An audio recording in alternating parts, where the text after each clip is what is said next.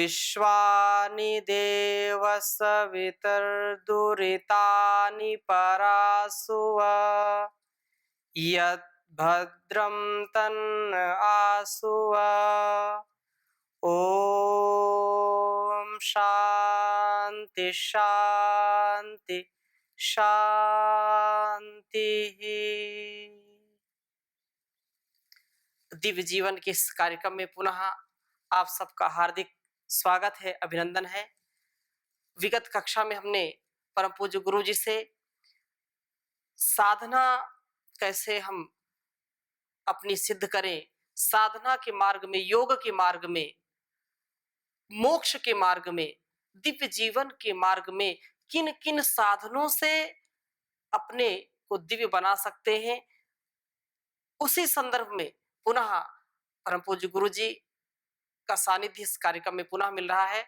आप सबकी ओर से और मेरी ओर से भी गुरु जी का हार्दिक स्वागत है, चरण वंदन है, अभिनंदन है।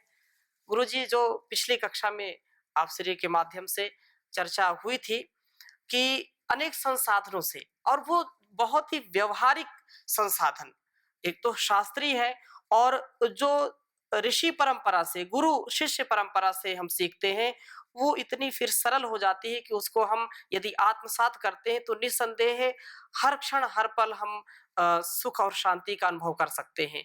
यदि भौतिकता को छोड़ करके आध्यात्मिकता को मूल में रखेंगे तो निश्चित रूप से हमारा उत्थान होगा। ऐसी अनेक संदर्भ में आप श्री से चर्चा हुई थी, पुनः उसी चर्चा को हम आप श्री के मुख से सुनना चाहते हैं। हमारा जीवन भगवान को अभिव्यक्त करने के लिए होता है, क्योंकि ये काम इस सृष्टि में मनुष्य के सिवाय और कोई नहीं कर पा रहा जी, कर भी नहीं सकता है, सामर्थ्य भी नहीं है, और भगवान ने उनको इस काम के लिए पैदा भी नहीं किया है। वे अपने अपने कर्मों के अनुसार अलग अलग योनियों में जो जीवन जीते हैं, वो उसका लक्ष्य केवल इतना ही होता है कि खाएं पिएं, अपने संतति को आगे बढ़ाते रहें और जीवन बस कुछ वर्ष तक ऐसे जीते चले जाएं। जी, उनमें भी कुछ बहुत लंबी लंबी उम्र वाले होते हैं, जैसे कछुआ, सांप आदि होते हैं, जी, वो सैकड़ों सैकड़ों साल तक जीते रहते हैं। जी, और कुछ जल्दी भी होते हैं, 10-20 साल की उम्र होती है, कुछ 1 साल की, कुछ केवल 24 घंटे के ही होते हैं। तो ऐसे बहुत अलग अलग इसमें वो है। तो मनुष्य को छोड़कर सारी सृष्टि केवल एक प्रकार से 3 मार्ग बताए हैं, एक प्रेय पथ, एक श्रेय पथ, पितृयान, देवयान और एक जायस्व मृयस्व। जो पितृयान मार्ग है वो धर्म के रास्ते से पूरा होता है। जी, श्रेय पथ जो है वो योग के मार्ग से चलता है। मानी पितृयान के लिए हमें अच्छे अच्छे कर्म करने पड़ते हैं, खूब हम मेहनत करके पैसा कमाएं और दूसरों की सहायता करें, जी, अधिक से अधिक लोगों की सहायता करें और इस सृष्टि को सुखमय बनाने के, ज़्यादा से ज़्यादा सुख दें। जी, इस सृष्टि को अधिक से अधिक सुख देने से जो हम बांटते हैं वही हमें मिलता है लौट करके। तो हमारे भी सुख की वृद्धि होती चली जाती है। इसको धर्म मार्ग कहते हैं, इसको कर्म का मार्ग कहते हैं, इसको अपने कर्तव्य का मार्ग कहते हैं। जी, इस मार्ग से चल करके मनुष्य के जीवन में दुख कम से कम होते चले जाते हैं और उसके जीवन में बहुत ही सुख बढ़ता जाता है।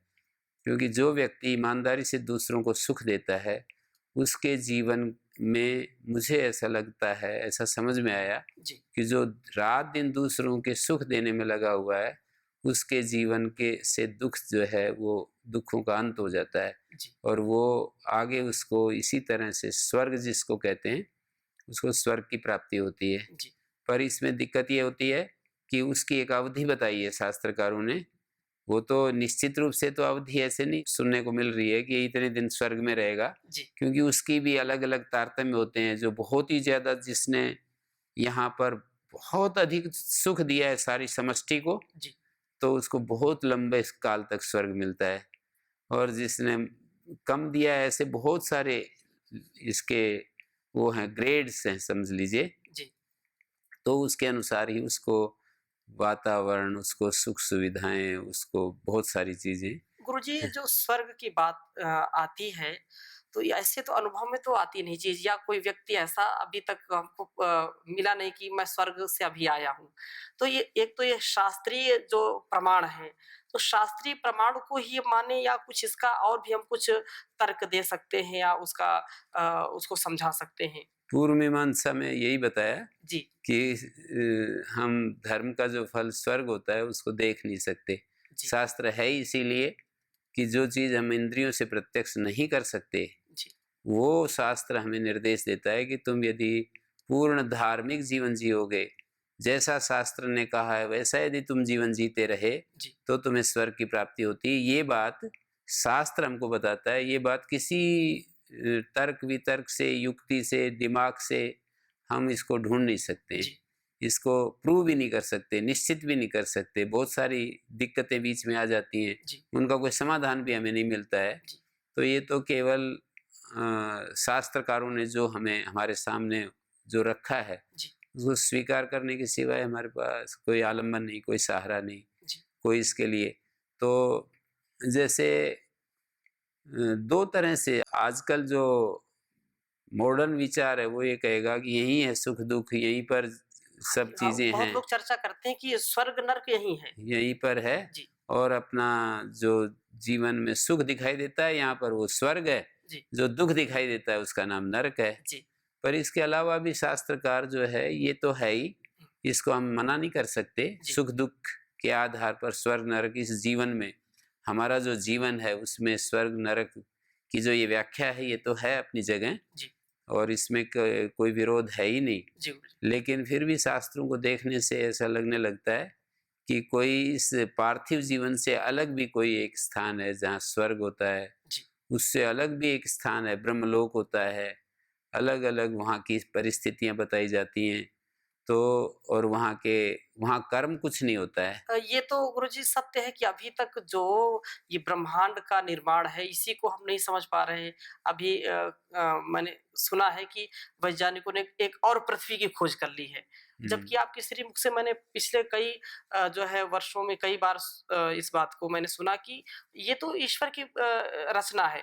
ये जैसी ऐसी पृथ्वी यहाँ है, अनेक पृथ्वियाँ हो सकती हैं। जी, जी, जी। हाँ, तो ये तो बिल्कुल इसमें कोई संदेह की बात ही नहीं है। जी, और इतना बड़ा जो विशाल ये संसार है, जी, मानिए इसमें अरबों-खरबों सूर्य हमारे जैसे ये सौर परिवार है, जी गुरुजी। सूर्य है, चंद्रमा है, हमारी ये पृथ्वी है, ये सब परिस्थितियाँ दूसरी जगह भी ज़रूर होंगी, जी, और इसी तरह जीवन चक्र दूसरी जगह भी होगा। हुँ, तो भगवान की सृष्टि में केवल जितना हमारे को दिखाई देता है, वो तो बहुत थोड़ा-सा ही होता है। जी, मनुष्य जितना देख पाता है, जी। वो पूरे जीवन में बहुत देख लेते हैं कोई-कोई लोग, पर वो फिर भी थोड़ा ही होता है। ये ससीम है, हाँ जी, सीमा सहित है। सीमा सहित है, भूमा नहीं कह सकते इसको। जी, गुरुजी। तो इसके लिए हमारे को जो ये जीवन का हम रूप, ये भगवान जिसको हम कहते हैं, भगवान की अभिव्यक्ति जिसको कहते हैं, वो मनुष्य जीवन का एक उद्देश्य है बहुत बड़ा। जी, भगवान ने आशीर्वाद दे कर के भेजा है जी, कि तुम अपने जीवन से मेरी अभिव्यक्ति करो। जी, और भगवान की अभिव्यक्ति का तात्पर्य इतना ही होता है कि हम भगवान जैसे है वैसे इस मनुष्य चोले में जिए, और उसकी तरह जीने का अर्थ ये होता है कि जो बहुत तमाम उतार चढ़ाव और हानि लाभ सुख दुख, ये सारे वातावरण में जो चीजें आती हैं, जी, कभी सुख का समय आता है, कभी दुख का समय आता है, कभी कोई मान करता है, कोई अपमान करता है, कभी लाभ होता है, कभी हानि होती है। ये विभिन्न जो जोड़े हमारे सामने आते हैं, जी, उन प्राप्त परिस्थितियों में अपने मन को विचलित ना होने दें, शांति बनाए रखें। ऐसा हमारे को संदेश शास्त्र भी देते हैं, महापुरुष भी देते हैं। जी, यही भगवान की अभिव्यक्ति है। जी, मानिए अपने भीतर से भगवान को अभिव्यक्त करना, इस रूप में वो अभिव्यक्ति होगी कि हम पूरे प्रपंच में पूर्ण प्रज्ञ प्रशांत बने रहें। हम सारे उत्तरदायित्वों का निर्वाह करते हुए, जी, दूसरों के साथ कार्यकलाप करते हुए, विचार विमर्श करते हुए और हमारा जीवन में वो स्थिरता और गंभीरता, शालीनता आ जाए, जो केवल हमारे देखने से ही दूसरों को इच्छा हो जाए कि मुझे इस रास्ते पर चलना पसंद है। जी, क्योंकि मुझे ये सामने खड़े दिख रहे हैं, ये व्यक्ति बहुत पसंद आते हैं कि ऐसा जीवन का रूप होना चाहिए। जी, और जो लोग ऐसे जीते हैं, वो एक प्रकार से चाहे कुछ भी ना करें, पर वो अपने ढंग से बहुत बड़ी सेवा कर रहे हैं। जी गुरुजी। जैसे कोई व्यक्ति केवल इतना ही वो कर रहा है कि प्रकृति के जितने भी बंधन हैं, उन बंधनों को जिसने अपने खोल दिए, सारे बंधनों को उसने खोल दिया है और वो बहुत सहज अवस्था में जीने लगा है जी, और अपने इस दूसरों के साथ आने वाले जो संपर्क हैं, उनमें भी सहज रहता है जी, और दूसरों को अपने जीवन से निरंतर उद्बोधन देता, मतलब ऊपर उठने की प्रेरणा देता है। जी, तो ऐसा व्यक्ति चाहे कार्य के नाम पर वो बहुत काम कुछ नहीं कर रहा है, पर इसी चीज को वो सिखा रहा है संसार में। जहां भी जाता है एक चलती भरती किताब जैसा बन जाता है जी, और जहां भी पहुंचता है वो इस तरह से देखता है कि इससे मेरे को ये मिलेगा, इससे मुझे कितनी शांति होगी, इससे मुझे कितना समष्टि के लिए भी कितना अच्छा होगा। ये तो हमारे मस्तिष्क से किरणें चलती है ना, जी, जिसकी बहुत ज्यादा कामनाएं होती हैं, इच्छाएं होती हैं, तो वैसी ही किरणें निकलेंगी। जी, लोभ की किरणें, मोह की किरणें, अहंकार की किरणें, ईर्ष्या की किरणें, द्वेष की किरणें और विकार की किरणें, ये सब जो है एक प्रकार की किरणें निकलती हैं। जी, और दूसरी तरफ शांति की, योग की, यज्ञ की, परोपकार की, धर्म की और बहुत ही सहजता की किरणें हमारे अंदर से फूटती हैं। जी गुरुजी। तो तो जो अभी चर्चा कर रहे थे पितृयान, तो गुरुजी इसमें पितृ का शब्द जो पितृयान का मतलब होता है कि जो पितरों का मार्ग है, हमारे पितर जिस मार्ग से गए हैं, जी, पितर में सभी आ जाते हैं जो हमसे पहले जो हुए हैं, कई कई पीढ़ी, जी, उन सबको कम से कम 7 पीढ़ी तक हम जो है उसका आकलन कर पाते हैं। फिर वो सब आगे आगे वाले जो आते जाते हैं, हुँ, वो बहुत पीछे पीछे वालों को भूलते जाते हैं। जो निकटतम 5 6 7 पीढ़ी होती है, 7 पीढ़ी होती है। 7 पीढ़ी ही गिनते हैं गुरुजी, इसके पहले या बाद में 5 पीढ़ी नहीं गिनते, 7 पीढ़ी ऐसा? तो 7 इस तरह से हो जाती है ना, जैसे मैं बीच में हूँ, जी, तो मेरा पिता है, दादा है, परदादा है और मैं बीच में हूँ, मेरा पुत्र है, पौत्र है, प्रपौत्र है। जी, जी, जी, तो इस तरह 7 हो जाती है ना। जी, जी, बीच में हम खड़े हैं, जी गुरुजी। 3 ऊपर वाले हैं, 3 नीचे वाले हाँ, और 1 स्वयं हो गया। ये आज स्पष्ट हुआ, नहीं 7 पीढ़ी केवल सुनते थे। और फिर हमारे मनुस्मृति में ऐसा कह भी रखा है कि जब-जब कोई घर में सूतक होता है या कोई मरता है ना, जी, तो उसमें 7 दिन तक एक प्रकार से अस्वच्छ स्थिति मानी जाती है। जी, और विवाह शादी के विषय में भी कह रखा है कि 7 पीढ़ी को छोड़ कर के विवाह संबंध, 7 पीढ़ी में हमारा एक पूरा एक फैलाव हो जाता है। जी, जैसे 7वीं पीढ़ी में वो 3 भाई थे, हर एक के 3-3 पुत्र हुए। फिर उनके हर एक के 3-3 पुत्र थे, हुँ, उनके हर एक के फिर मान लीजिए 5-5, 4-4 पुत्र हो गए। फिर उनके भी और सारा, तो एक पूरा गाँव जैसा बन जाता है। जी, यदि हम ऐसे आकलन करें तो जी, बहुत सारा हो जाता है। हुँ, तो विवाह संस्कार में मनुस्मृति में ऐसा आता है कि भई असपिंडा च या मातु असगोत्रा च या पितु, ऐसी कन्या के साथ विवाह करना चाहिए जो माता-पिता के गोत्र की ना हो, उसके सपिंड की ना हो, अर्थात 7 पीढ़ी से बाहर हो, जी, उसके गोत्र की ना हो। तो ऐसे कुछ धर्मशास्त्रों में व्यवस्था है उसके बारे में। जी गुरुजी। तो भगवान को अभिव्यक्त करने का उद्देश्य हमारा हमें दिया गया है जी, कि इस जीवन से हम भगवान को अभिव्यक्त करें। भगवान की अभिव्यक्ति का अर्थ है उसकी शांति, उसका भगवान का जो ज्ञान है, भगवान का जो आनंद है, उसको हम इस शरीर में रहते हुए प्रकट करें। ये उसकी अभिव्यक्ति है।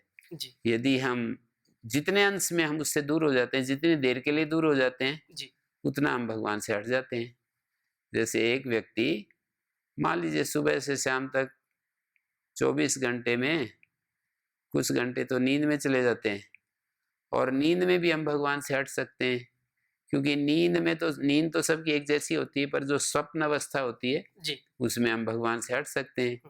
कोई हम ऐसी चीजें जो स्वप्न में हम जागते हुए पसंद नहीं करते, और स्वप्न में यदि आ जाएं तो हम भगवान से हट गए उतनी देर के लिए। जी। ऐसे ही जागते समय भी, तो जागृत और स्वप्न में हम भगवान से हटते हैं या भगवान के साथ रहते हैं, ऐसी स्थितियां बनती रहती हैं। तो हमें प्रयास ये करना होता है, जब हम इस रास्ते पर चलते हैं, कि मैं भगवान से न जागते समय हटूंगा न सोते समय हटूंगा। और 3 जो शरीर हैं हमारे, कारण शरीर, सूक्ष्म शरीर, स्थूल शरीर, कारण शरीर तो सदा भगवान में ही होता है, जी। इसलिए वहां हटना न हटने की कोई बात नहीं होती है। और स्वप्न अवस्था और जागृत अवस्था, इन दोनों में हम भगवान के साथ एक भी हो सकते हैं, और उससे अभिन्न भी हो सकते हैं, और उससे अलग भी हो सकते हैं। तो योग साधन का मतलब है कि चाहे जागृत अवस्था है, चाहे स्वप्न अवस्था है, निरंतर भगवान का सानिध्य और उसके संपर्क में बने रहना। जी। और ये कोई साधारण काम नहीं है मनुष्य जीवन के लिए, ये कोई सहज काम नहीं है। पूरे इसके लिए अपनी ज्ञान को, मतलब पूरा पूरा अर्पित करना पड़ता है, जी। अपने आप को उसके चरणों में अर्पित करना पड़ता है, जी। भेंट चढ़ाना पड़ता है, कि मैंने तो अपना जीवन आपको सौंप दिया है, और ये जीवन आपके लिए, ऐसे कहना पड़ता है। जी। तो हम जैसे कि एक-एक बाहर के जगत में देखते हैं, किसी कन्या की शादी होती है तो वो ये सोच लेती है कि ये जीवन अब इनके लिए अर्पित है। जी। या पुरुष अपने उसके लिए, देवी के लिए कहता है कि मैंने तो इनके लिए अपना सर्वस्व सौंप दिया है। तो ऐसे ही हमें भगवान के लिए अपने आप को न्योछावर करना, अर्पित करना होता है, और उस अर्पण में हमारे जीवन में धीरे-धीरे हमारे जैसे-जैसे शुद्धि बढ़ती जाती है, जी। समर्पण से हमारे जीवन की शुद्धि की प्रक्रिया शुरू हो जाती है। हमारा जीवन जो राग और द्वेष से भरा होता है, जी।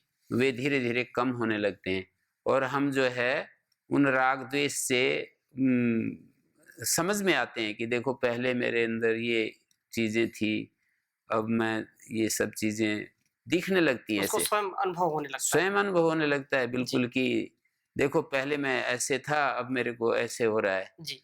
तो ये इसी को शुद्धि कहते हैं। जैसे कि एक आदमी पहले बहुत ज्यादा छोटी-छोटी बातों में उत्तेजित होता था, और अब वो समझने लगा है कि ये सब अपरिपक्वता है। ऐसा यदि वो जी। हर बार यदि देख सके। पहले उसी स्वभाव में वो जीता था, तब हुँ, उसको वो लगता था ये तो होता ही है, और हाँ, बाद में उसको लगता है वो तो मूढ़ता मेरी थी, अपरिपक्वता थी, अज्ञान था। हाँ, मैं जो है अपरिपक्वता में ये सब हो रहा था। जी। जी। तो ऐसे पता लगता है। तो ऐसे ये कैसे घटित होता है? जैसे एक छोटा बच्चा होता है, जी। और उसकी हाइट, साइज़, उसका आकार प्रकार इतना सा होता है। जी। और धीरे-धीरे वही बच्चा, उसको भी पता नहीं होता है कि वो कब इतना, वो 5 फीट का हो गया, 6 फीट का हो गया, 5.5 फीट का हो गया, जी। पर वो बड़ा हो जाता है। जी। उसको भी पता नहीं चलता कि ये वेट इतना कैसे बढ़ गया, इतना कद कैसे बढ़ गया। और ये ज्ञान का रास्ता भी ऐसा ही है, हमारे को भी पता नहीं चलता कि हम कब ग्रो कर जाते हैं। जी, गुरुजी। अंदर से हम कैसे विकसित होते चले जाते हैं, विकसित होते रहते हैं। जी। पर हमें कुल मिलाकर के, जैसे कि हम पहले अपने को देखते हैं तो हम 5 फीट 2 इंच के थे, फिर 1 साल बाद देखा 5 फीट 5 इंच के हो गए। तो इसका मतलब है कि उस समय पता लगता है कि तुम बढ़ गए। ऐसे जीवन के मामले में भी पहले हमको पता नहीं चलता है कि ये सब चीज़ें ऐसे बदल रही हैं, जी। धीरे-धीरे बदल रही है, ऐसे नहीं पता चलता। जी। पर वो एक समय कुछ परिस्थितियों से हमें अंदाज़ा आ जाता है कि ये तो पहले की बजाय तेरे जीवन में कुछ अलग परिवर्तन हो गया है। जी। तो ये रास्ता, कोई भी जीवन का रास्ता हम जब तय करते हैं, तो व्यर्थ नहीं जाते हैं प्रयत्न। जी। हमारे प्रयत्न जो हैं हमें मदद करते हैं, सहायता देते हैं, और अंदर ही अंदर उनसे परिष्कार होता रहता है। हमारा जीवन रूपांतरित होता रहता है, जी। हमारे जीवन में सौंदर्य खिलता रहता है, और वो सहजता आती रहती है, खिंचाव तनाव मिटते रहते हैं। और वो जो बहुत ही, जैसे कि एक समय ऐसा होता है, हमारे स्वामी जी एक पद बोलते थे, जो जीवन के समाधान पुस्तक के जो वो हमारे चरित्र नायक है ना, जी गुरुजी। तो वो बोलते थे कि वह खींचे यह बिलगता, चल रही खींचा ताण। हम्म, तो मतलब कोई हमें अंदर खींचता है, कोई ऐसी शक्ति है जो बाहर की तरफ खींचती है, जी और इस खींचातान में हमारा जीवन बीतता रहता है। कोई चीज तो ये कहती है कि ये तो व्यर्थ है, बाहर जो तू इतना ज्यादा, कोई अंदर अंदर की तरफ बुलाती है हमको कि तू यहीं रह, और एकदम से हम उत्तेजित होकर के बाहर की तरफ दौड़ धूप करना चाहते हैं। मतलब उन चीजों से दौड़ धूप बुरी नहीं होती है, मतलब दौड़ धूप इस अर्थ में कि उससे सुखी होने की इच्छा करने लगते हैं कि मैं इस विशेष क्रिया से मेरे को सुख मिलेगा, इस व्यक्ति से संबंधित होकर के सुख मिलेगा। अमुक व्यक्ति से लड़का सोचता है कि इसके साथ शादी हो जाएगी, लड़की सोचती है इसके साथ शादी हो जाएगी तो मेरा जीवन बस धन्य हो जाएगा।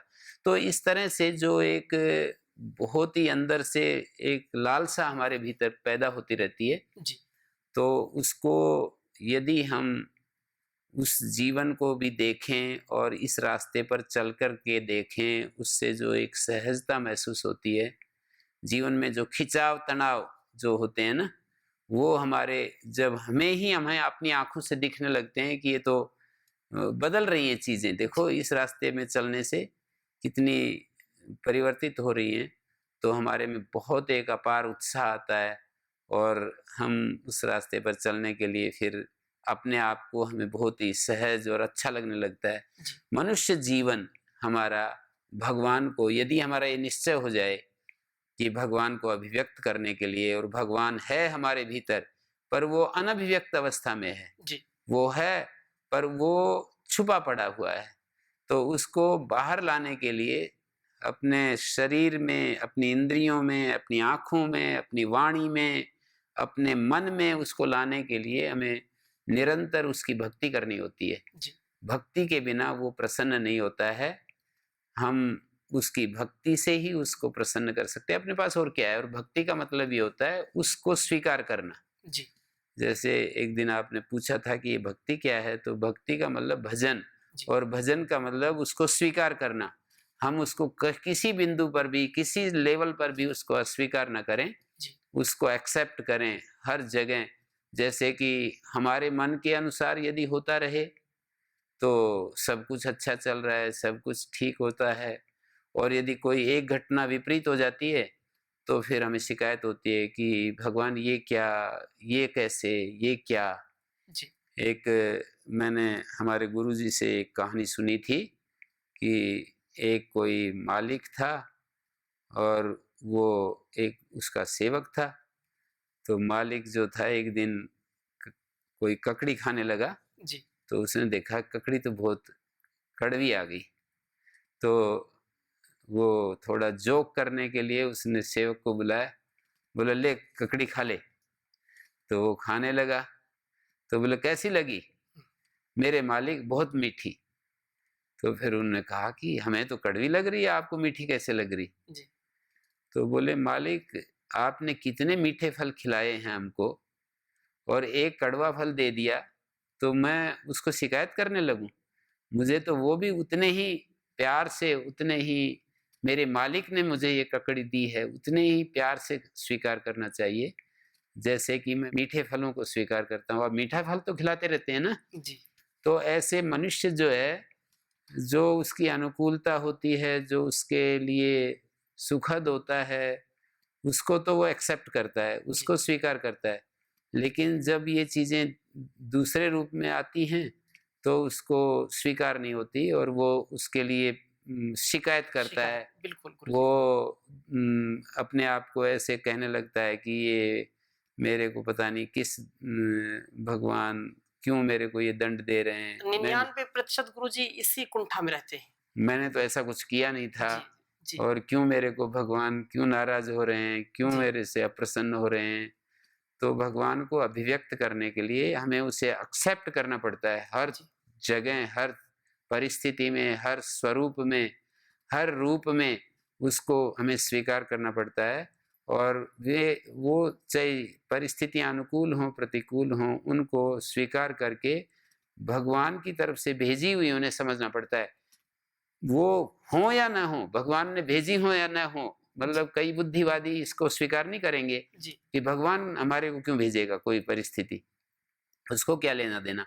पर भक्त को ऐसा मानना पड़ता है कि मेरे प्रभु ने, मेरे प्यारे ने ही मेरे को विकसित करने के लिए, मेरी किसी अपूर्णता को पूर्ण करने के लिए ये परिस्थिति उन्होंने भेजी है, और मैं तो उसको इसी भाव से स्वीकार करूंगा। ऐसे हमें देखना पड़ता है। निश्चित रूप से परम पूज्य गुरु जी का जो संकेत है हम सबके लिए, एक भजन के साथ कुछ उसकी पंक्ति, गुरु जी के सारी बातों का सार, और गुरु जी के मुख से भी कई बार हम इसको सुनते हैं। सारे जहां के मालिक तेरा ही आसरा है, राजी है हम उसी में जिसमें तेरी रजा है। रोकर कटे या हंस कर कटती है जिंदगानी, तू गम दे या खुशी दे सब तेरी मेहरबानी। तेरी खुशी समझ कर सब गम भुला दिया है, राजी है हम उसी में जिसमें तेरी रजा है, जिसमें तेरी रजा है। तो इस भाव से हम परम पूज्य गुरु जी का जो संकेत है, कोई भी हाल हो, कोई भी काल हो, हम अकेले हो, मेले में हो, झमेले में हो, उस परमात्मा को कभी नहीं भुलाना। उसके द्वारा दिए गए इस सौगात को हम सदा उपहार के रूप में स्वीकार करें। तो परम पूज्य गुरु जी को कोटि नमन वंदन करते हुए, आप सबको भी प्रणाम करते हुए आज की कक्षा को यहीं पर विराम देते हैं। ओम शांति शांति शांति।